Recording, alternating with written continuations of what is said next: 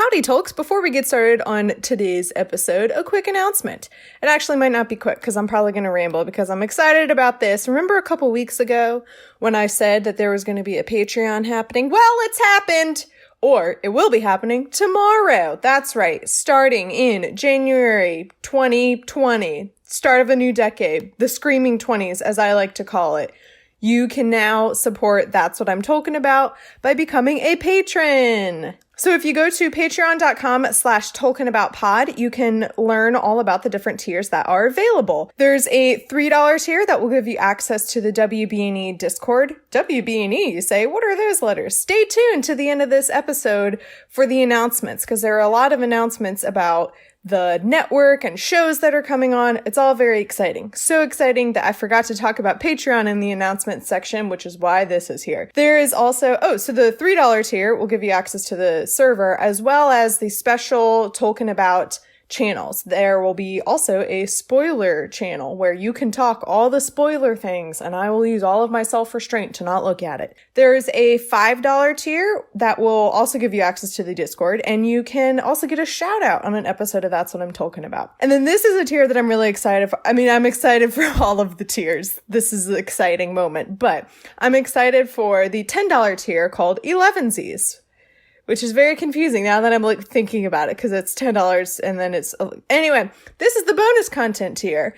You will get access to the audio that doesn't make the final cut, so I can get the podcast down to a digestible length. You will get access to mini-sodes or segments or conversations that I do with guests. At the very least, you will get access to my insane notes. That's right. You will get a sneak peek into my journal that looks like a child wrote in it. And then finally, there's a $15 tier that will give you access to the entire WB&E Discord. That includes the other shows channels as well, like Sincerely Us, Hello from Elsewhere, Bagels. What are all of these shows, you say? Stay tuned to the end of the episode. And now that I'm done rambling about the Patreon, once again, go to patreon.com/TolkienAboutPod to learn more about that. You can now listen to Ethan and I ramble about things, a lot of things that aren't Tolkien or Lord of the Rings related. Anyway, enjoy the show. Hello, and welcome to episode 26, all about Helm's Deep, chapter 7, book 3 of the Two Towers, being the 25th part of That's What I'm Talking About.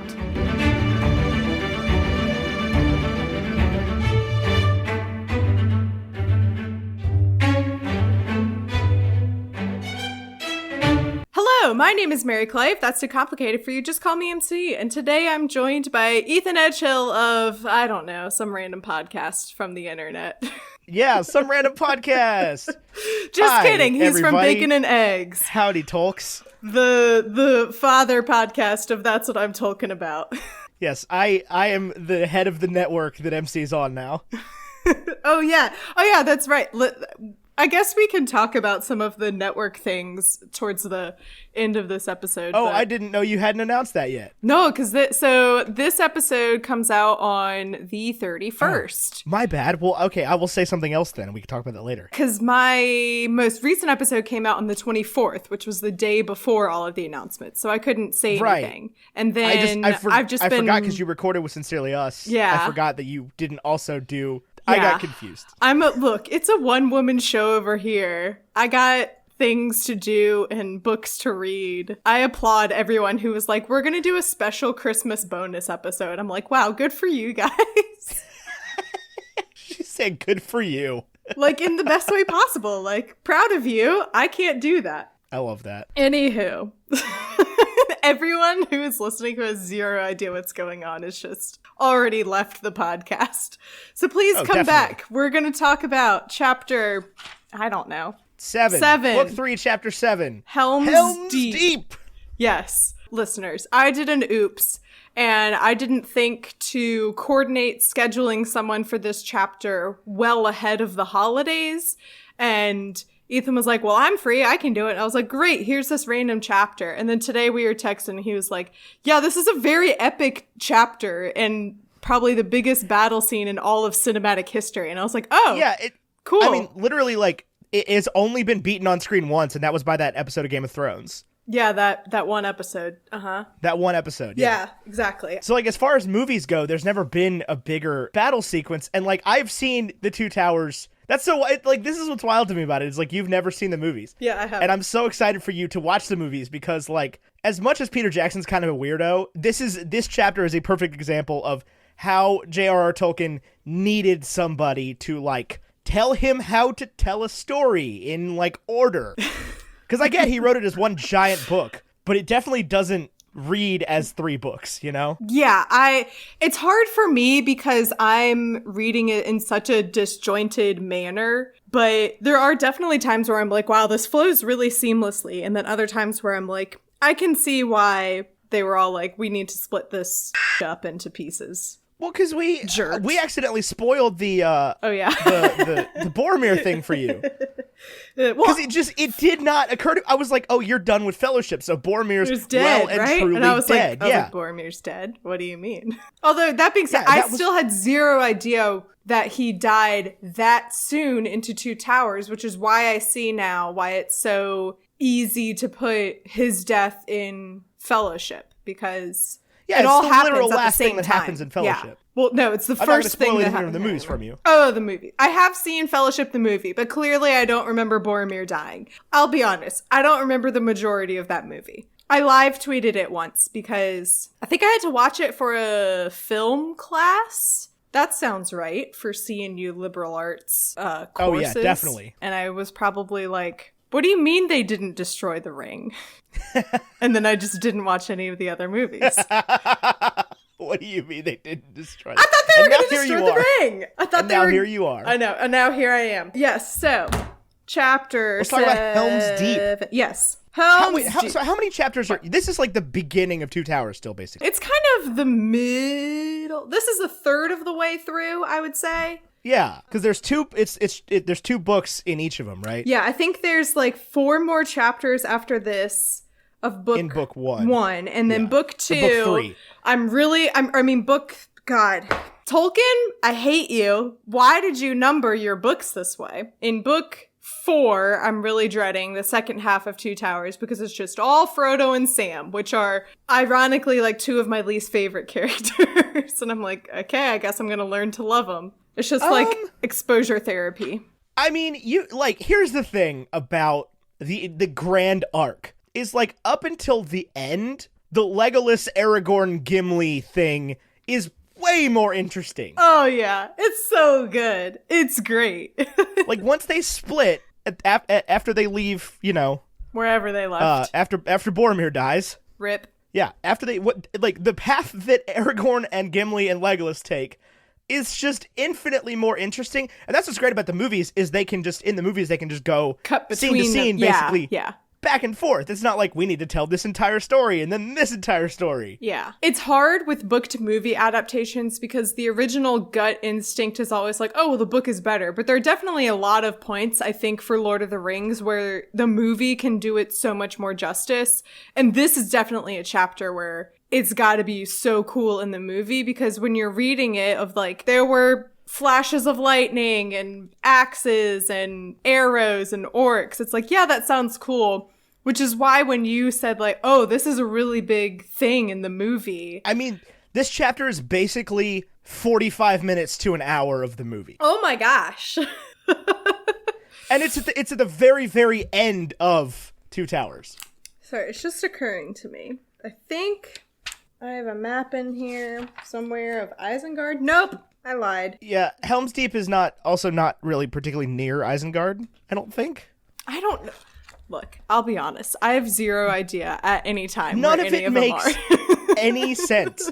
I was listening to this chapter earlier, and I was literally thinking the entire time, like, none of what you are describing this fortress as looking like makes any sense whatsoever. Yeah. Tolkien, for sure, likes to hone in on the things that are his favorite things to describe, and then everything else is just like, I don't know. There's a crumbling castle there. Sure. That's where they're hiding. And it's like, okay. Right. And that's my thing is, like, he had no idea of, like, what was going to make a successful story especially like the way that other authors do, like, and this is a big fantasy thing usually. It's like George R. R. Martin has the same problem, where it's like he picks weird things to focus on, and then a battle happens in like 4 seconds over what did you say, like 18 pages? Because like Tolkien can sit there for hours and hours and discuss the different types of hobbits and the lineages and how the Proud Feet hate the Sackville Bagginses, and then it's like, oh, giant battle? Okay, let's get this over as quickly as possible.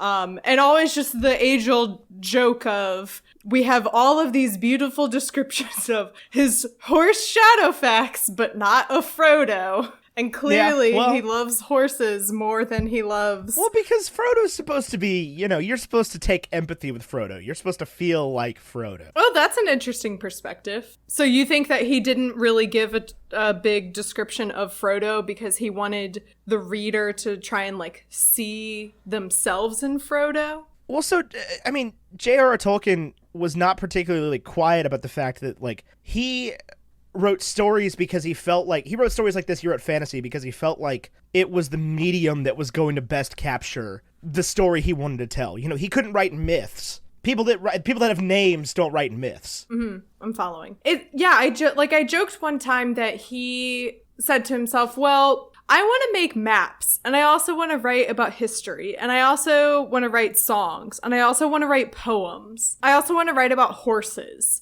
And so he threw it all up into one thing. He had nobody telling him what to do at all. Yeah. Except for Lewis, apparently. C.S. Lewis. Yeah, who definitely had a grasp on, like, how to work things. You know what I want? I want a really cool movie, kind of like in the style of Beautiful Day in the Neighborhood. Was that the one? Yeah. The Fred Rogers one with Tom Hanks? That's what I want. I want, like, a beautifully remade kind of documentary, kind of biopic about the friendship of C.S. Lewis and J.R.R. Tolkien. I'm not gonna mention her name on the podcast, but there's a certain young adult fantasy writer that needed recently to be told that she needed a screenwriter. I have zero idea. I mean, the big one. The big one. The big one. Yeah, her. Sure. The one that we're mad at right now. What are we mad at? It's your... Yeah, that one. Wrote about a certain boy wizard. Yeah, about a certain boy wizard. That's exactly the fact. Because she needed to be told that, it's just not the same thing. Like, making movies, and this is obviously not what we're supposed to be talking about on the show, but making movies and making books are completely different things. It's why John Green doesn't write his own scripts. Okay, the Helm's Deep. It starts off 26 minutes into this episode. That's fine. Probably most of that will end up being bonus content. Coming soon to a Patreon near you. Maybe? Question mark. More at the end. Stay tuned. Okay. So they are leaving Edoras. I forgot where they were leaving from. Yes. They're leaving Edoras. They have a whole army of the Rohirrim, and they're just going. And at this point, I was concerned that this was just going to be a whole chapter of traveling and riding horses, because that's essentially what it is for the first. That is why I'm so blown by the way this chapter is written, because like they leave Edoras and finish the battle in the same chapter in 48 minutes of audiobook, and Rob Inglis reads pretty freaking slowly. I mean, hey, you know what version I prefer. Yeah, and as soon as you put that version on Audible, I will I literally leave links to it, to both the YouTube and non-YouTube formats in every episode description. Yeah, but it's such a pain to use those. Well, I mean, Rob Inglis is also a pain, so... I get it. You got your pros and cons. So I have no idea. Like, it is crazy to me that they get, in 18 pages, they get this from leaving Edoras in Flee of the Orcs to like defeating them on the mounds of Helm's Deep. Yes. So they are riding towards, where are they going? Isengard, and then Gandalf asks Legolas to use his elf eyes to look ahead, and even Legolas can't see exactly what's going on, which I don't know. Let's see, it says, I can see darkness. There are shapes moving in it, great shapes far away upon the bank of the river. But what they are, I cannot tell. It is not a mist or cloud that defeats my eye. There is a veiling shadow that some power lays upon the land, and it marches slowly downstream. And then Gandalf says, and behind us comes a very storm of Mordor. It will be a black night. It's a very ominous start to the chapter. Oh, also it says the sun went down blood red in a smoking haze. So looking back now at the beginning of this chapter, I should have realized that, like, oh, a big battle is going to happen because it's there. The ominous foreshadowing is there. For sure. Yeah, I guess that's would take that to mean that Saruman is obscuring the orcs in some way. Yeah, I was like, I don't know if this is a physical smoke that has some kind of Saruman power on it, or if it's some kind of metaphorical haze or smoke, but I'm assuming it's all due to Saruman's gross dark powers at this point. This is the moment where Legolas in the movies delivers his line that has just been overly memed to the end of existence. Oh, what line is it? Actually, I think it's technically before they meet up with the Rohirrim in the movie, but it's when Aragorn looks at the ground and says, "Legolas, what do your elf eyes see?" And he looks up and stares off in the distance and go, "They're taking the hobbits to Isengard!" And it's like been turned into a song. "They're taking the hobbits to Isengard! They're taking the hobbits to Isengard! They're taking the hobbits to Isengard!" Oh, like the Jar of Dirt song.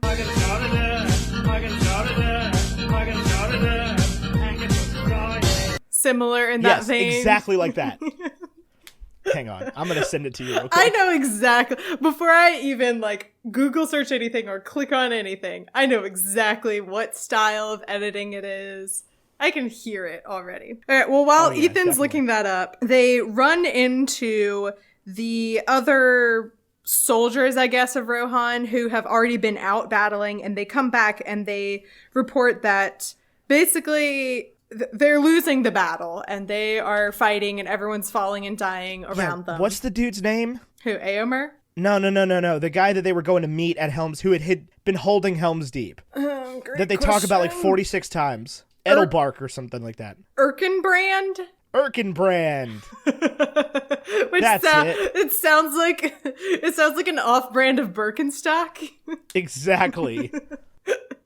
Erkenbrand. Also, I highlighted the phrase, "Give this man a fresh horse."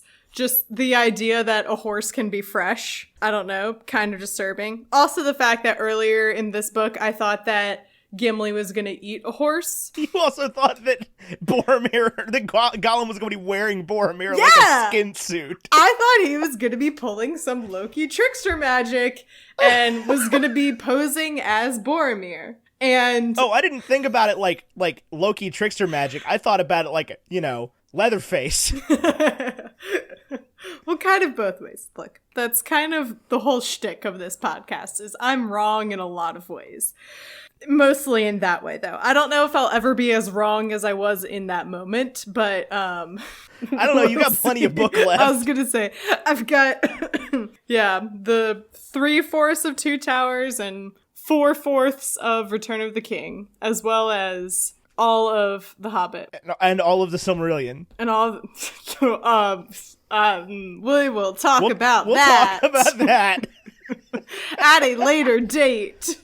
Lord knows how I would even begin to cover that. I don't know. Because my concern with that is that I don't think I could convince enough guests to be able to read the Silmarillion to come on. Well, the Silmarillion is that's the thing about that is it's like small stories. But it's so boring. No, we'll figure that one out. We can come up with a way for it to work. So Gandalf goes up onto a hill or whatever, and then he comes back, and in typical Gandalf fashion, is just like, "Hey, I gotta go. Bye." Yeah, he just yeets out completely. Totally. He says, "I must leave you for a while. Shadowfax must bear me now on a swift errand." Turning to Aragorn and Éomer, he's cried, "Keep well the Lord of the Mark till I return. Await me at Helm's Gate. Farewell." He spoke a word to Shadowfax, and like an arrow from the bow, the great horse sprang away. And then in the next part, "What does that mean?" one of the guards said to Hama. And it's just like a couple exchanges Grima Wormtongue would have known. We don't know. Well, so I think he meant, so it says, "Wormtongue, were he here, would not find it hard to explain." Because Wormtongue would just be throwing insults at Gandalf and be like, "Oh, what is Gandalf up to? He's just being an old kooky fart is what he's doing." And they are trying so hard, because now that Gandalf is kind of back in their good graces, they're trying so hard not to just be like, he's a crazy old man. What can we say? None of us know what Gandalf is doing ever at any point. He did free their king from a mind prison. I mean, yeah. But at the same time, I still think I will always forever be in the camp of Gandalf should explain a little bit more before he just, use your words, yeets off. But hang on. Here's the thing, though. If Gandalf explained things, Albus Dumbledore would have had to explain things. I know. Look. The problem is that, so Dumbledore is probably my favorite character in Harry Potter. It's hard because I want to make Gandalf my favorite character in these books because they have a lot of similar traits, but Gandalf lacks a lot of the whimsical, fun, like cheery, warm quirks that Dumbledore has. You are going to love The Hobbit. Okay. Well, I'll tell you because a lot of stuff happened to Gandalf seemingly in the intervening years between The Hobbit and The Fellowship. Oh, poor dude. Because you get it'll be fun for me to go Gandalf. back and see what he was like before, rather than the reverse of like going into Fellowship being like, oh boy, I can't wait for more Gandalf, and then it's like, oh, he's been through some Shire. He definitely needs to explain things a little bit more, at least to like the other members of the Fellowship. It would be helpful. What was the line? So I was reading Spark Notes because so I read the first half of this chapter a week ago because we thought we were going to record before Christmas and then schedules changed. And so I started reading half of it and then I read the other half of it last night. And then I was like, I remember nothing about this chapter. Let me nothing whatsoever. Read it on Spark Notes just to be sure. Where is it? I have to find whatever let me scroll past all of my almost every movie frantic text to you guys of like, this isn't doing this thing. What do I do with this thing? I'm trying to get anything. Oh, here. That's definitely how I feel about almost every single movie I see. SparkNote says, it's a great line. Obeying Gandalf without knowing his reasoning is basically the rest of this chapter. He just says, like, keep the king safe. I'll be back. What is this? Sorry, my cousin's texting me. No, they don't. Sorry. Okay, there we go. Yeah, he's just like, keep the king safe, go to Helm's Deep. That's about all the instruction I can give you at this time. I gotta go do a thing. And he runs away. And then, okay, so I'm not going to attempt to describe exactly what Helm's Deep is or what I forget what the name of the like fortress is that they're in later. Everything has a name, but anyway, I'm not even going to attempt to describe what it is, but I'll tell you what I'm imagining. I'm just imagining a Bowser Castle Mario Kart level. It's a castle and it's surrounded by lava. That's it. 100%. Wild. I'm sure that's exactly what he was I can't escape the movie imagery. I don't under any circumstances. Yeah, that's my problem is that I don't have it's hard sometimes when you like watch the movie and then you go back and read the book because sometimes you want to be able to form your own images of what people look like. So like in my head, I have zero idea of what I would actually imagine Gandalf or Frodo or anyone to look like because it's just Elijah Wood and not Patrick Stewart, Ian McKellen. Although Ian McKellen, yeah. In my mind, they are interchangeable. I feel like I might get attacked for that, but that's okay. Aren't they best friends? Patrick Stewart and Ian McKellen? I don't know. Okay. What was I saying? Yeah, so I have zero idea of what this actually looks like. It's just a job. Because the descriptions he uses in this book straight up make no sense. It's impossible. And he uses like old English. Not old At one point, they're defending a wall, and the next point, they're riding horses down something. Yeah, exactly. At the orcs. Hornburg. That's what the name of the thing is that they go in later. Everything, that's the other thing. Everything has a name. So you're like, I don't know where they are right now. But anyway, so I just highlighted. You could tell where I started highlighting the description of Helm's Deep because I just all of a sudden stopped because I was like, this is going to go on forever. I just highlighted, at Helm's Gate, before the mouth of the deep, there was a heel of rock thrust outward by the northern cliff. And then I stopped. So imagine whatever you want. It's Bowser's Castle in my head. So basically it's backed up against, that's what makes it so strong is it's in like a canyon, basically. It's the end of a canyon that has an end. And so it's basically a wall with a castle at the end of a canyon. And there's like I guess a village inside the wall? Yeah, so we meet the Birkenstock guy, Erkenbrand. Yeah. We meet Erkenbrand, and he says that everyone has that in like this one cave, because they're asking him like, what kind of provisions do you have? What's going on? Are we going to be able to stay here for a while? And he says that everything is pretty much okay because a bunch of like the entire village evacuated and everyone is seeking refuge in this one kind of cave area. So there's enough provisions for those people because they brought their own, but because they say that, oh, we prepared for a quick battle, not a long siege. Right. And a quick battle it is. Mm-hmm. One night. But that's the quintessential fantasy thing. And I know that like this is where it all started. But that's the quintessential fantasy thing. It's like, if we can just survive the night, we shall survive the winter. There's always one like turning point night, you know? Yeah, exactly. And they talk a lot in this chapter about like, if we can just make it till dawn, we'll be okay. That's a video game, isn't it? Until Dawn. Anyway. So does the thing happen at dawn in the book? I didn't pay that much attention at the end of this chapter. What thing? What happens at the end of the chapter? We'll find out once we get there. So okay. There's also the line. I like that you're trying desperately to keep me on like linear track of what happens in the chapter. Honestly, there's a good chance that this episode is going to have minimal editing, and if it's 2 hours long, so be it. It'd be like that. It'd be like I talk that a lot. sometimes. It's almost like I make a 2 hour long podcast. Your podcast is an hour and a half. We record for an hour and 45 minutes. We used to record for 2 hours, although we have recorded for as many as 3.5 hours before. Yeah, we used to just go and go and go and go and go until we felt like we had exhausted ourselves, literally. Oh, geez. And, oh, wait, you're back. Yay. I was, knock on wood, my Wi-Fi went out for a second. It's fine. There's a line, good. Aragorn and Legolas went now with Éomer in the van. And all I could picture was Éomer, Legolas, and Aragorn on a road trip. Nope. The Vanguard. Yeah, so they say, yeah, like... I've watched and read a lot of Game of Thrones that nothing about the military language used here surprises me anymore. I've read zero and watched zero of... No, that's a lie. I watched the first minute of the first episode of Game of Thrones and got bored and walked away. Because that is shocking. The first minute is a great minute. It's literally someone riding a horse through an open field of snow. And that's it. It takes him forever to get to a point 4 minutes where there are are great people. 4 minutes. I couldn't get there. Is my point. Maybe one day. No, that's a lie. I don't. That guy that was riding the horse through the snow literally gets murdered by a demon at like minute number 2.5. Spoiler alert. Okay, that's fine. It's the second minute of the show that lasted. Hey, maybe 8 that's seasons. what I could do after Tolkien. Watch Game of Thrones. No, I don't like it. Yeah, you could read the books if they ever get done. Oh god. Man, no. though, if you hate the way that Lord of the Rings is broken up, you're gonna hate the way the Game of Thrones is broken up. Also, because those books are he bricks. split the last book into like the Winds of Winter, not the Winds of Winter. That's the one that hasn't come out yet.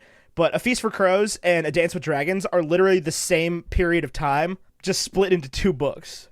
It's like 2,400 pages to cover the same like year of time. It really, especially the fact that George R.R. Martin put in the R.R. It really feels like he's trying to be J.R.R. Tolkien. And he'll be the first person to tell you that. Yeah. And I really wish that like whoever decided to make Game of Thrones into a TV show, I really wish that they had waited until after he was dead to make them, because then he wouldn't, I mean, granted, I haven't actually read the books, but I feel like there is some part of the books or the series or whatever, where he was like, oh, now I'm writing the books for the TV show. Or, oh, I'm writing them, I'm stretching it out and I'm milking this for all it's worth because there's a TV show now. Yeah, basically. Cool. Well, like I said, that's 100% true. But also the guys that did the show completely botched the end of it because they thought they were going to get to make Star Wars movies. I heard that. Oh, they thought they were going to be producers or whatever for Star Wars? No, so they had a contract. D.B. Weiss and David Benioff had a contract with Disney to direct a Star Wars trilogy that happens like outside of the normal Star Wars thing. Just like Rian Johnson's getting. And then, so they nixed the last season of Game of Thrones and then completely botched what actually ended up being the last season. And Disney was like, well, if that's how you're going to treat a project, then we're not going to hire you. Ooh. Nice. So, yeah. Also, yeah, George R. R. Martin was not originally born George R. R. Martin. He only had one R, and he added a second R. Dramatic. Yeah. Well, also, she who will not be named didn't have a K in her name. She chose it because her publishers were like, if we put your full name on the spine, no one's going to read it because they're going to see, all they're going to see is it was written by a woman. So that's why. Yeah. No, that's a better reason. Like, that's why I'm all set. If I ever write a book or publish it, I'm all set because I'm going to publish it under MC Watt. Yeah. Bam. Yeah. You're like, that's not a good idea, but whatever. Watt just isn't like an authorial last name. What? Get it? It's not. MC Watt isn't enough syllables. Side note, the Twitter handle MC Watts Up is available. Can I take that? Yeah. It's better than McWatt416. I am aware. Well, Tyler was the one who was like, no, you can't do that. Or maybe you said it too. I don't remember. Both of you were probably like, no, you can't do Watts Up. Well, if Tyler thinks it's a good idea, if Tyler thinks it's a bad idea, then you should defer to him on that. I have the bad Twitter handle here. I feel like I talked about this with Becca and Eni when we were on Skype for 4 hours. Can you not just be MC Watt? No, you can't. You can't. It's taken. I forgot about that. Isn't it an author? Oh, are they? I don't know. Oh, I did accidentally. That's right. I did accidentally because my Snapchat handle is MC Watt. And I was talking about Snapchat on Twitter and I accidentally tagged the real MC Watt on Twitter and they blocked me. Tyler, should I change my Twitter handle to MC What's Up? Because it's available. They are not an author. It's Ruth McWatt. Yeah, Ruth. Darn her, or them, or he. I don't know. I don't judge. So, anywho, I don't remember what we were talking about. I don't know. Just every day, I'm more and more thankful that J.R.R. Tolkien is dead and is not on Twitter. I don't think that he would be that kind of person, though. Boy. Like, you texted us not that long ago and said, would J.R.R. Tolkien have been a men's rights activist? And no, absolutely not. Have you read his books? Yeah. They're the majority white men, by and large. All of it is about white men. The few instances where he has female characters come in, you immediately get away from them, and they're only there for one chapter. Dang. What? I guess Peter Jackson really likes women, then. Was that really your one... Wait. Huh? What? Where did Peter Jackson, the guy that made the movies? Oh! Girl, I have not read these books since I was like 12. Well, I have zero idea who Peter Jackson is. Oh, he's the guy that made the Oscar award-winning movie series that you're about to cover. Great, thanks. I thought Peter Jackson was the guy who wrote the Lightning Thief books. Percy Jackson, that's why. Percy Jackson didn't write Percy Jackson and the Lightning Thief. That's why I keep confusing it. Harry Potter wasn't written by Harry Potter. Oh, Lord. Becca, if you're listening, I'm sorry. Because those are her favorite books. I don't know who anyone is, including the characters in this book. So... But, like, Arwen and Eowyn are huge deals. I'm sure. And Galadriel. I'm sure they are in the movies. Well, That's so dumb. They also are in the books, but it really disappoints. I talked about this in the previous episode. It really makes me... It really annoys me because Tolkien introduces these really cool, amazing characters, female characters, and they are in really cool positions of power and authority, and then you leave them. And I'm assuming, like, we met Eowyn for the first time in the previous chapter. The majority of that meeting her, she wasn't named for a while because it was just like a woman stood next to Theoden. And then when she finally is named, she's sent as like, oh, go tell so-and-so this, go bring us wine, blah, blah, blah, blah.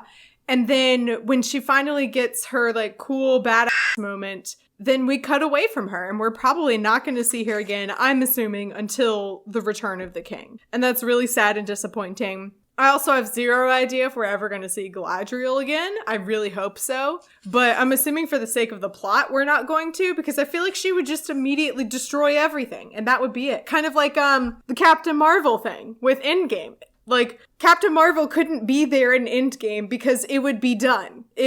That's it. The majority of the battle and stuff would have been over so quickly if they had actually had her be in the movie the whole time, I think. And so they can't have Galadriel come in because she has the elf ring. I'm not going to spoil anything for you, but if you think that was Eowyn's badass moment... Oh, I'm assuming she's going to have another one. Boy, howdy, do you have no idea. Maybe that's why I say boy, howdy a lot. Oh, God, did I pick that up from you? Oh, yeah, no, you 100% picked that up from me. 100%. Oh, boy. You claimed recently that you picked it up from somewhere else, and I was like, excuse me? I don't remember. Oh, God, that's... Okay, for someone that I've met twice in person, I hang out with you guys too much. You just talk to us too much. Okay, messages, going to delete our group chat. No, not what I don't mean you talk to us too much. I mean, like, I enjoy talking to you as much as you want to talk to me. I'm just saying, like, probably for your own benefit. Yeah. What? You don't enjoy my 20 messages in a row of, like, help me? Girl, I say your benefit, not my benefit. What's all the dumb crap that I message you guys? Anywho, okay, this chapter. Éowyn is not in this chapter. Éowyn is not in this chapter. Her brother, Éomer, I mean, she's there, but... In spirit, you mean? Well, no, because you just mentioned her in a quote that you read. Oh, she's in this episode. Wait, what? A quote? She's in this chapter. You just said that Éowyn and Éomer were standing side by side. No, You said, literally read a quote that had her name in it. No, I didn't. Well, you said it. What the heck are you talking? I did not. I was maybe talking about her in the previous chapter. No, you read a quote. Okay, if I read a quote, I will insert it again here and be like, okay, I was wrong. Hello, it's Mary Clay from the future, here to say, let's roll the tape, shall we? There's a line, Aragorn and Legolas went now with Éomer in the van. I was right. All right, back to your regularly scheduled programming. Did I say regularly correct? I don't know. Let's not roll that tape. All right, on with the show. Were you trying to say Theoden? Because was there a place where you were saying Theoden and Éomer? I don't know. Because you said Éowyn and Éomer. I would be, and if I said Aragorn and Legolas and Éomer. You said Éowyn somewhere. Look, everyone's names start with a vowel in this series, in this book, so it's not my fault. Okay, yeah. If they start with a vowel, they're good. If they start with an S, they're bad. Easy. Sauron, Saruman, good, bad. Aragorn, Éowyn, Gimli. Well, there goes that theory. If they start with not S, they're good. Okay, yeah. Aragorn says earlier what we said probably 20 minutes ago at this point, how they are constantly talking about waiting for the break of dawn and really just wanting dawn to come and the new day to come. Aragorn says, would that day was here, and we might ride down upon them like a storm out of the mountains. It grieves me to fly before them, because they're having to kind of run and seek shelter. Oh yeah, that's the other thing, is there's a lot of use of the word dike, but D-I-K-E, and not the insult for a lesbian woman. And yeah, no, as in a small dam over a small and every time I read it, I'm like, oh, okay, Tolkien. And that's nice. And then I was like, oh, no, he's not talking about that at all.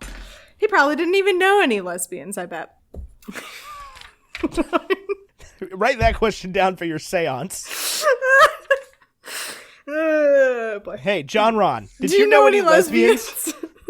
Jolkin, Tolkien. Jolkin, Tolkien. That's his name. That'll never not make me laugh. I just called him John Ron, and that kind of hurts my soul. Sorry, I have to, at this point, I need to pull up my notes. Okay. I wrote down so many descriptions of mountains. Has the battle begun yet? No. Can everyone? Oh, cool. That's right. I wrote down, can't everyone just talk normally for like 5 seconds? What page is that on? 518. Oh yeah, because they roll up and they're talking about, where is it? Like, there's just it's a lot of, like, Shakespearean language for someone. I understand why you were like, oh, it's written in Victorian times, because he writes the exact same way as, like, Charles Dickens and Arthur Conan Doyle. Yeah. For a second. Who were, like, Industrial Revolution era. It's fine. I didn't almost knock over my drink. That would have been bad. My Red Bull is empty. Right, because that's point. Yeah, so I think the village... So it's at this point that they bring up, behind us in the caves of the deep are 3 parts of the folk of Westfold, old and young, children and women. So I guess the name of the village is, oh! That's when it is.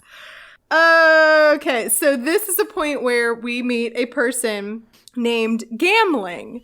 And I clearly forgot that we met him here because I stopped, like I said, how I read half of it and then didn't read the other half until like a week later because we see Gambling later and I wrote down, wait a minute, who are you? Wait a minute, who are you? Because I had zero idea who he was. So we meet Gambling, who is described as an old man, but I think later he's talked about like he's a dwarf. So why wouldn't they just say he's a dwarf now? I don't know.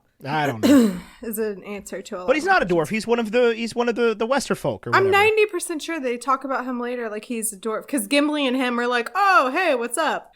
Maybe. We'll see. I don't know. We'll see. I probably basically the whole kingdom of Rohan is in this fortress. Yes. Yeah.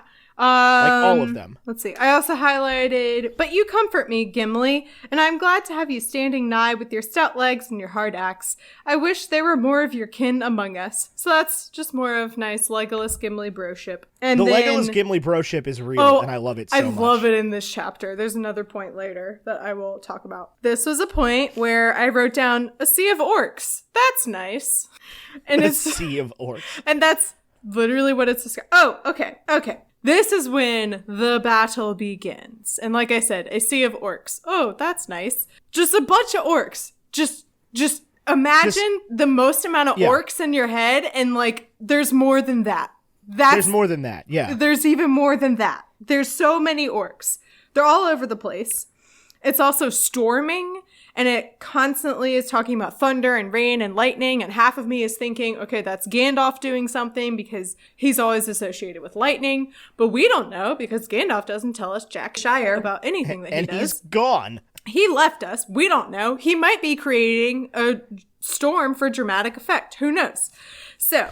For dramatic effect. We don't know. He's very known to be dramatic and extra, so I wouldn't put it past him. Am I still recording? I got very panicked I wasn't. It's fine. I am. So as I was reading this next part, this operatic theme started playing in my head, and I had zero idea what it was, but after much Googling, I figured it out. And it's O Fortuna. So I'm going to... Carmina Burana. Yeah, I was about to say. I'm going to insert it, hopefully, underneath what I'm about to read. Because that's just what was playing in my head as I was reading this. Then at last an answer came. A storm of arrows met them, and a hail of stone. They wavered, broke, and fled back, and then charged again. Broke and charged again, and each time, like the incoming sea, they halted at a higher point. Again, trumpets rang, and a press of roaring men leapt forth. They held their great shields above them like a roof, while in their midst they bore two trunks of mighty trees. Behind them orc archers crowded, sending a hail of darts against the bowmen on the walls. They gained the gates. The trees, swung by strong arms, smote the timbers with a rending boom. If any man fell, crushed by a stone hurling from above, two others sprang to take his place. Again and again the great ram swung and crashed. So this is it, y'all. It's go time. It's the battle. Aragorn says, "Come, this is the hour when we draw swords together." The Deepening Wall. That's the name of the other thing. There's... Yes, the Deeping Wall. Hornburg, which sounds like an off-brand Hogwarts, but okay. So Hornburg is like the castle keep. It's like the stronghold. Yeah, and the Deepening Wall is... Yeah, that's like the wall that they're all standing on watching it. It's the wall. It's the wall. Yeah. And this is when I have to admit we've made it to page 521 and I can no longer avoid saying it. I don't know how to pronounce the name of Aragorn's sword. Anduril? Anduril. Hang on. Spell that? Andu with an accent. RIL. Let me see if I can find you. Anduril. So, yeah. I know how they pronounce it in the movies, and I know how Rob Inglis pronounces it, but they're the same. It's like, it's Anduril, yeah. Anduril. Yeah. So, everyone... The sword that was broken! Yes! He literally almost says those exact words. Anduril like goes to war. The braid that was... I can't speak. The blade that was broken shines again. Super epic. The blade that was broken. Yeah. Everyone does their battle cries. and off they go. And they 'Cause start... it was the blade that cut the ring off Sauron's finger. Yes, that one. I actually do know what you're talking about. I'm not actually joking around. I know things now, sometimes. I wasn't sure how obvious that was in the books. I'm pretty sure nope, strike that. I have zero idea. I don't know, actually, what I've learned from the books and what I've learned from my guests. Because I think I learned that the sword, Aragorn's sword, was what cut off the hand of whoever to get the ring the first time many years ago. Isildur. That's it. That's his name, yeah. It all blends together at this point. So they are fighting and they start going into the castle fortress area, the Bowser's castle, if you will. And I love this. They come across a bunch of orcs that look like they're dead, but two of them jump up and start attacking Éomer and Aragorn. It says, but a small dark figure that none had observed sprang out of the shadows and gave a hoarse shout. Baruch Khazad Menu, sure. An axe swung and swept back. Two orcs fell headless. And I was like, oh my god, who did that? It's Gimli, our homeboy. It's Gimli, who was hiding And for some reason. Totally just chilling. Forgot that Gimli was there. I forgot he was in this chapter until this moment. And I think even Éomer says it. Let's see. Oh, Gimli, I was so glad to have you. I did not know that you were with us in the sortie. That's not it. Okay. Yeah, I totally forgot he was there. And I was like, wow, good for you. I think he was hiding because he knows that in this kind of a fight, he can be more of an asset if he does a surprise attack than if he just goes out axe ablazing. And he would probably die if he did that. Whereas if he hides in the shadows and attacks at opportune moments, he'll probably live is the goal. But anyway, this is when we get some competition between Legolas and Gimli beginning. Gimli says, 2, patting his axe. He returned to his place on the wall. 2, said Legolas, I have done better. Though now I must grope for spent arrows, all mine are gone. Yeah, I make my tale 20 at the least, but that is only a few leaves in the forest. So just keep that in mind. They're going to keep keeping score throughout the chapter. And I'm just like, boys, there's a war happening here. There's more important things going on. Yeah, but it's such a broship. They need it. It's so great. It provides. So here's the thing: this is one of those moments where it's almost like he was envisioning a movie. Who, Tolkien? Yeah. Oh, what, of providing the comedic relief? Yeah, because it absolutely works like that. They do provide a lot of. Because the other thing is, we don't have. Good Lord, sorry. We don't have Pippin and Merry here. Merry and Pippin is the more common way to say that. We don't have Merry and Pippin here, and they are usually the comic relief. And the reason I laughed just now is because I was imagining if they were here in this chapter, what that would be like. And I'm like, I'm glad they aren't here because they would be dead or they would cause the death of someone else. Oh yeah, definitely. But no, the Gimli and Legolas thing, it's like you're in the middle of this really long battle sequence that is just absolutely draining to watch. And then you get Gimli swinging his axe going, 18! 19! Oh, that's great. And there's a whole section. This entire chapter is just a lot of there's a lot of orcs. There's a lot of orcs. There's a lot of orcs. So, can we talk about the part where Aragorn has a Monty Python conversation with the orcs? Oh! He's just standing on the wall. Right, hang on. And it's just howdy, orcs. So, I'm going to open my episodes like that. Howdy, orcs. It's just such a wild, I did not remember that happened. It was such a wild, thing to come up on. Yes, we will get there when I remember. Oh, right. So this is when Gambling appears again, and it says Gambling the Old. And I think why did I get the impression that he was a dwarf? I don't know. I don't know either. Maybe it's just because it sounds like Gimli. And I'm like, yeah, all the dwarves have names that start with G, right? Which I'm not far off. Because the only two dwarves I can remember are Gloin and Gimli. I don't think I'm far off. Gloin. That's his name! It's not Glowin.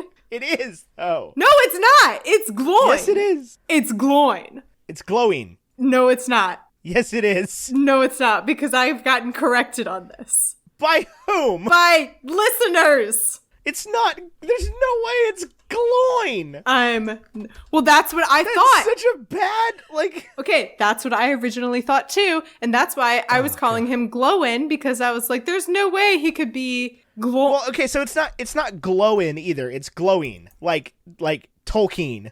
It's another thing that we're going to say wrong, but like it cannot be glowing. That's such a bad name. Let's see here. I'm going into... Because there's an accent on the O. Gloin.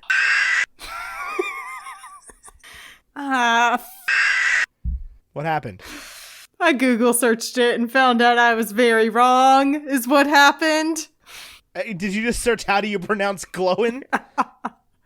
No, I Google searched glowin the pronunciation. Going into Reddit, hope I don't get spoiled. Do you need me to go into Reddit? I'll be fine. The best evidence I've seen for the pronunciation being Owen. Well, Tolkien's son does not mention any coin or loin, but does note a few on the pattern glowin. So maybe I was right all along. That it actually I can tell you how they pronounce it in the audiobook as well as in the movies, and it's glowing, not glowing. Well, maybe that's how I originally got confused, because maybe he pronounces it glowing in the Phil Dragon version. You mean the most beautiful version on Earth? Yeah. I have no idea what he sounds like. Phil I just know that it's Dragish. not on Audible for some stupid reason. But it is in the episode description. Listeners, go check it out. Amongst other things. That's fine, but it's such a pain in the ass to listen to audiobooks that way. So, Gamling the Old comes back, and I forgot that we already met him, and I wrote down, Tolkien's a a douche for this one, too, because why do we need a Gamling and a Gimli? Why do we need need different names? Why do we need a Saruman and a Sauron? I don't know. I had the same thought today. Why do we need an Éowyn and an Éomer? I mean, they're siblings. That makes sense. That one makes more sense. Saruman and Sauron makes zero sense. That was him. I came up with these two great names that start with S, but I can't decide which one to use. I'm going to use them both. So Gimli gets 21, and he says, now my count passes Master Legolas again. And then they get up onto where Legolas and Aragorn... Wait, no. Yeah, where Legolas, Aragorn, and Éomer have been, which is kind of up in a tower that's like overlooking everything. And Gimli says, 21. Good, said Legolas, but my count is now 24. It has been knife work up here. Which at this point, I'm like, did Legolas just make a pun? Because he says knife work.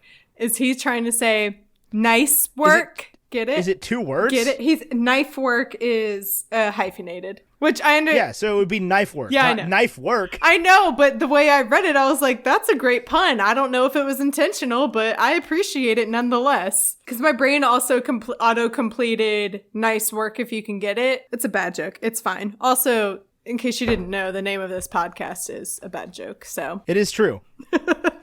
It is indeed a pun. And then once again, they start talking about how excited they are for dawn and they can't wait for the sun to rise. And Gamling just goes into a long explanation of like, well, it doesn't actually matter because the orcs are these weird mutants by Saruman and the sun isn't going to affect them and blah, blah, blah, blah. And Aragorn's like, please just give me this one thing. I'm just excited for the sun. Can we please just have this one thing and not have you Shire all over it for like 2 seconds?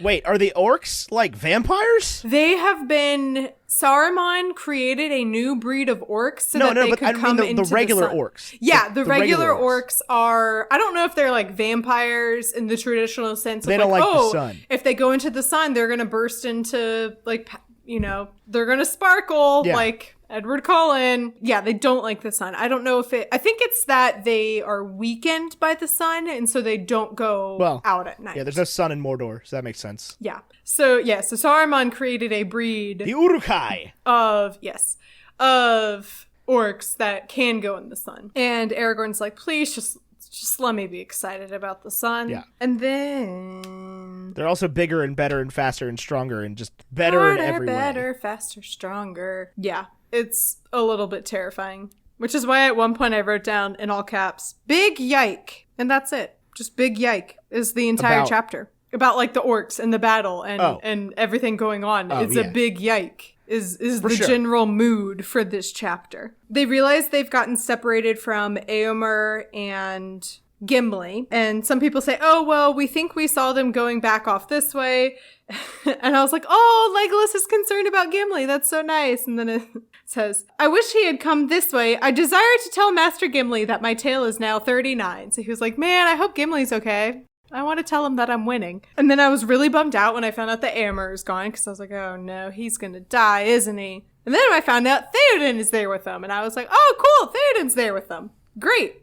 And it's at this point that Theoden questions what Gandalf is doing, which is fair. And Aragorn says, don't judge the counsel of Gandalf until all is over, Lord. And Theoden decides to make his own decisions and kind of decides to do his own thing, which is kind of against what Gandalf said, which was basically to protect the king and keep him in a safe area and blah, blah, blah. He says that he's going to go out. When dawn comes, I will bid men sound of Helm's horn, and I will ride forth. Will you ride with me then, son of Arathorn? And Aragorn says, yes, I will ride with you. And they go out to do parley with the orcs. And the only thing all of my knowledge of parley comes from Pirates of the Caribbean.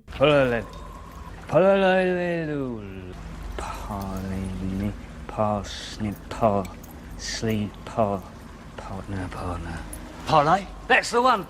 Parley. Yeah, so they come to negotiate with the orcs, and this was your Monty Python moment, I believe. Yeah, when Aragorn's at the gate and he's just like, hey, can we stop this fight or whatever? The sun's about to rise. And they're like, we're the Uruk-hai. We don't believe in the sun. Which is true. Yeah, and in a stunning turning of events, talking it out doesn't work. Doesn't work at all. It was just such a weird thing because it was weird. Aragorn all of a sudden decides this is the moment where words are the solution. Yeah. And they weren't. I think there's one point. So great a power and royalty was revealed in Aragorn as he stood there alone above the ruined gates before the host of his enemies, that many of the wild men paused and looked back over their shoulders to the valley, and some looked up doubtfully at the sky. And I was like, oh man, Aragorn's gonna dazzle them with his beautiful, elegance and authority into submitting this battle. And then it says, but the orcs laughed with loud voices and they started fighting again. Yeah, just basically we're like, okay, well, that was cute, yeah, but we're still gonna beat you up. Yeah, then Theoden comes running out. Oh, it was at this point that I was real concerned that Theoden was just gonna get his head chopped off. Because he's riding his horse and he's running into battle, and I'm like, okay, it's gonna be at this point because Aragorn said, listen to Gandalf's advice, even through to the end of this, because I'm sure it'll all make sense at the end. When he ignored his advice and went out into the battle and went on his horse, I was like, this is when he's going to die. And it's going to be like, see, you should have listened to Gandalf. Yeah, you should have listened to Gandalf, bud. But he didn't. Yeah. And it turned out okay anyway. It turned out okay because of our homeboy, Gandalf, shows up in the nick of time once again in a real dramatic fashion. And I thought this was going to be a bait and switch with Saruman, where they were going to be like, oh, it's Gandalf, we're saved. And they were all going to go running towards him and be like, yay, Gandalf. And then it was going to be like, nope, it's Saruman. Surprise. And then he was going to kill them all with magic. I don't really even know what Saruman's powers are. I don't know what anyone's powers are. Yeah, just the relationship in Lord of the Rings with magic is very convoluted. It's most of the time used as a way to cover up things that don't make sense. Like when Gandalf should have died when he was talking about my body was engulfed in flames and everything around me burned. He should have died right then and there. But then he continued to live and fight the Balrog and get out of Moria and yeah, wherever he was. And then an eagle came and he was naked. Just magic. I mean, yeah. Sure. I don't know. It's definitely complicated. You know that gif of there's a giant crack in a wall and someone comes over with I think it's from the movie This Is the End. And someone comes over with a thing of duct tape and tries to tape the wall together. That's like Tolkien with any problem in Lord of the Rings. Magic. Yeah, basically. It says, There suddenly upon a ridge appeared a rider, clad in white, shining over the rising sun. Over the low hills the horns were sounding. Behind him, hastening down the long slopes, were 1,000 men on foot, their swords in hand. Amid them strode a man, tall and strong. His shield was red. As he came into the valley's brink, he set to his lips a great black horn and blew a ringing blast. Everyone goes into battle and starts battling again, and Gandalf just like... I'm imagining just does like a big like clap and everything is just like lightning and thunder everywhere and the orcs run off. The orcs reeled and screamed and cast aside both sword and spear. Like a black smoke driven by a mounting wind they fled. Wailing they passed under the waiting shadows of the trees, and from that shadow none ever came again. That is the end of apparently the most epic battle in cinematic history. He just so Gandalf comes back by himself in the book. Yeah, that's what he did. I kind of missed the end of the chapter. Oh wait, no, maybe he didn't. I missed something here, didn't I? Oh, he comes back with Erkin Brand. That's it. Yeah. And all his people. That's right. Yeah. And that's it. That's the end of that chapter. That's the chapter. That's the big battle. And that's it. I hope it's hard to read a battle sequence. Yeah. Because so much is happening. And it's just done with absolutely no reverence whatsoever in this book. Yeah. It's hard. And also, like, I'm at a point in the book where I'm like, there are zero stakes. I'm very confident that Gimli's not going to die, that Aragorn's not going to die, that Legolas isn't going to die. I'm not sure about the other side characters that we meet along the way. Right. But for the most part, I'm pretty confident that of the main original fellowship, no one's going to die. Even when Gandalf died, I was like, he's going to come back. That's what they said about Boromir, too. We saw how that went. Rip, man. That was a funny Boromir time. fell victim to the power of the ring, and that's when you die. That's true. I will. If Legolas dies, I will quit the podcast. I'll read up until the moment where he dies, and then I'll be like, well, thank you for listening to That's What I'm Tolkien About. You can learn more about it by going to... I've been Mary Clay Watt, signing off forever. Bye. Click. And then just dead air for the rest of the episode. And then that's it. Well, Ethan, Edghill, what did you think of that chapter? It was cool. I mean, it's like I said, it's been a long, long time since I've read these books. And I definitely like spark notes the first couple chapters of this book, and then like listen to the last 3 chapters that I was supposed to listen to.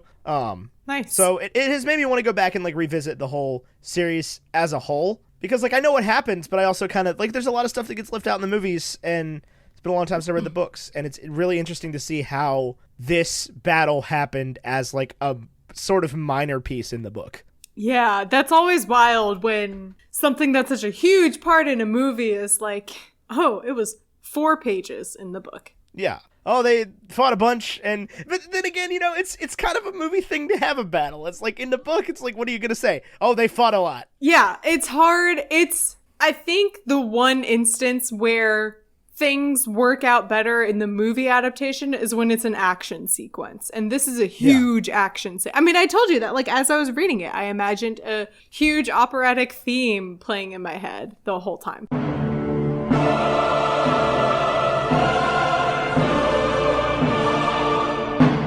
Because it's so crazy and epic. That is a great piece of music. Ethan, what would you like to plug? What would I like to... Okay. Are we in the plug section now? We can go on for another half an hour that I'll have to cut. Hey, riddle. Created by Adel Rafai.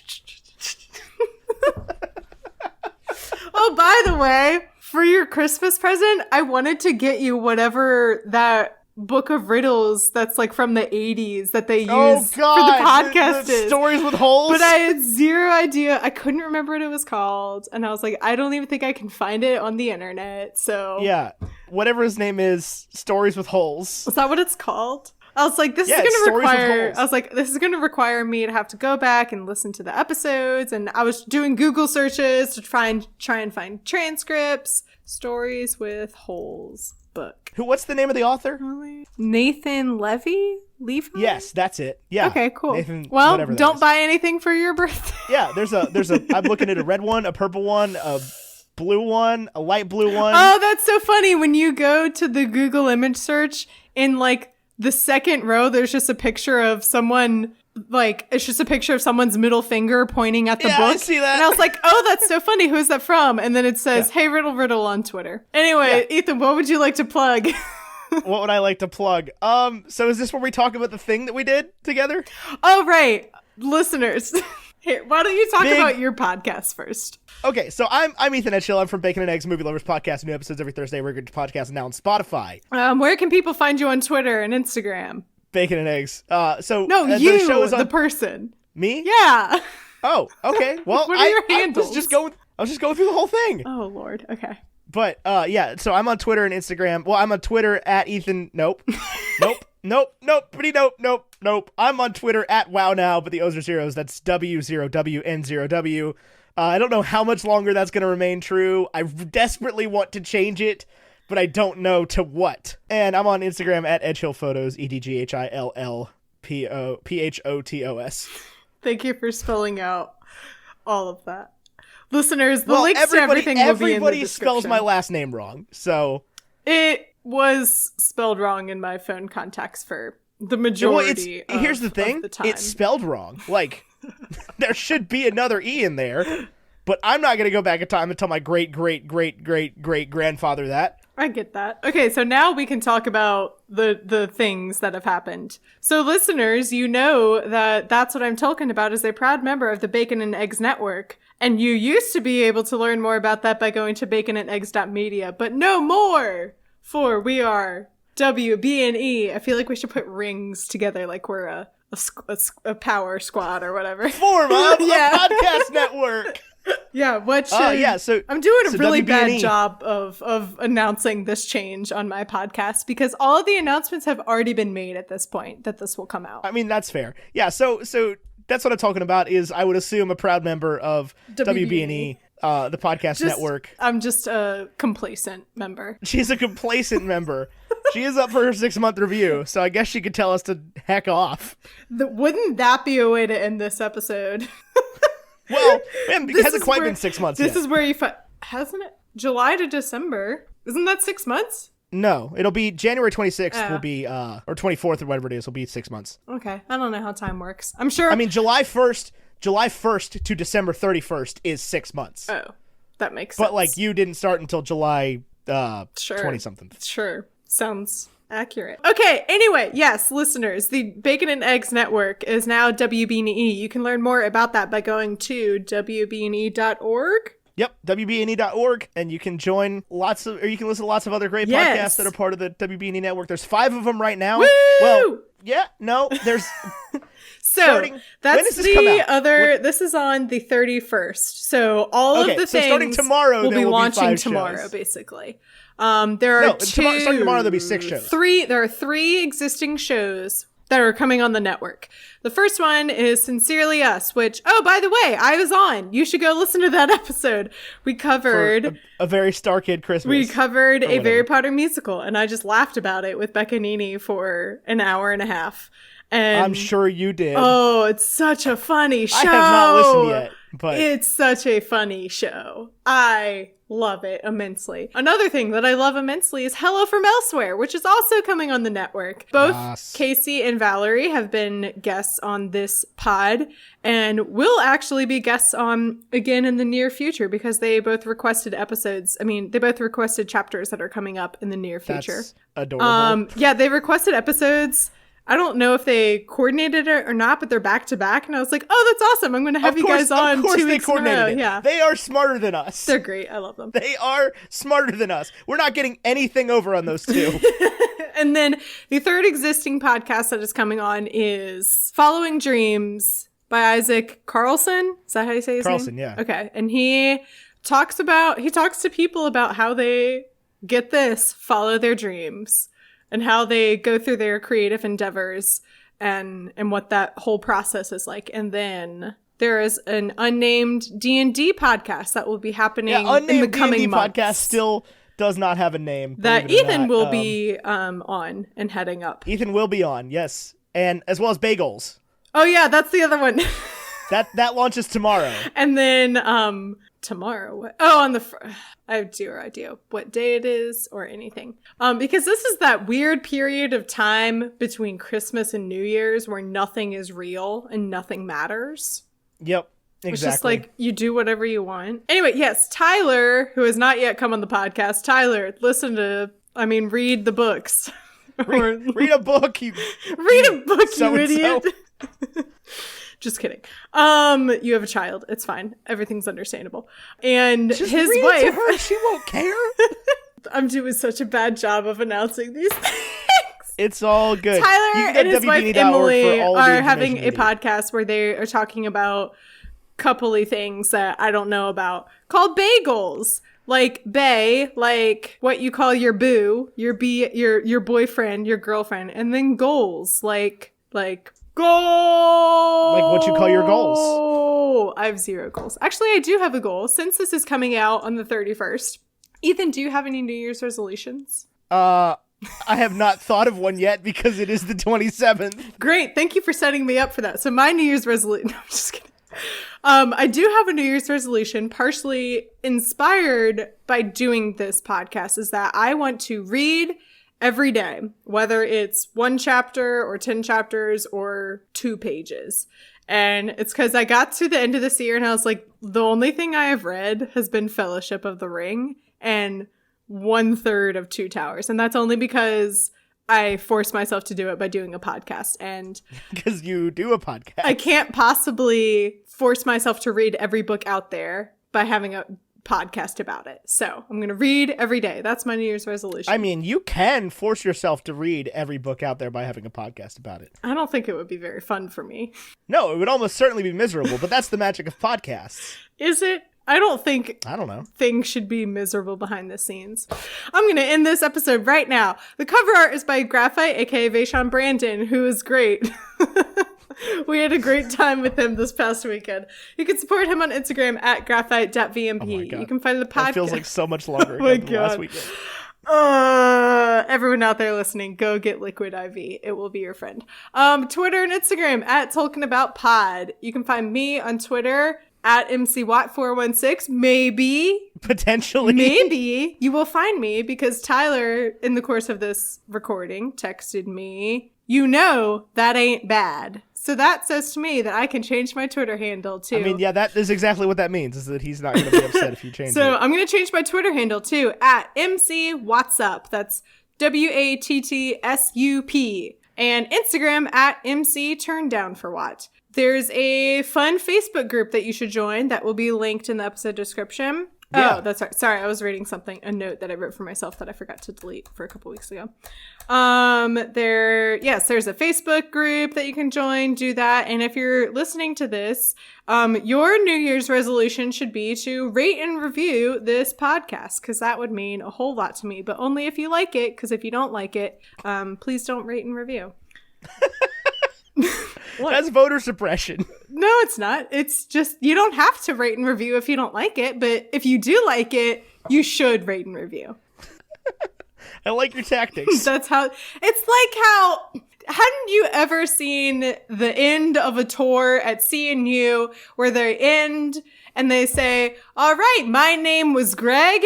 If you enjoyed this tour, make sure to leave a comment card. And if you didn't enjoy this tour, my name is Stacy.